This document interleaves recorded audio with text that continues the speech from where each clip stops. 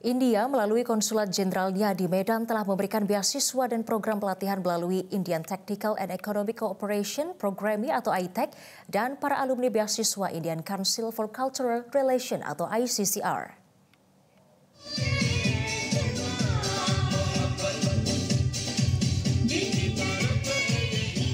Program kerjasama teknis dan ekonomi India ini adalah program bantuan bilateral yang dijalankan oleh pemerintah India.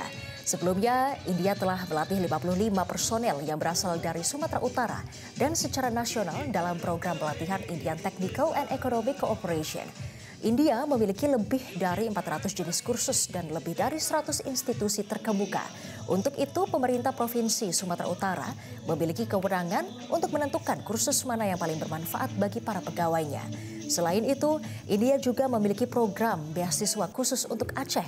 Di tahun lalu mengikut sertakan 29 cendekiawan dari Aceh di sektor pemerintahan. Mereka juga telah menerima pelatihan serupa.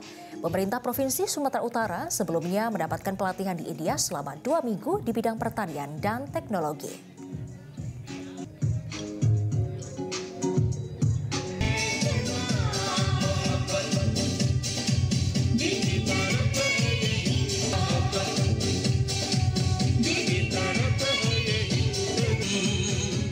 Jelajahi cara baru mendapatkan informasi. Download Metro TV Extend sekarang.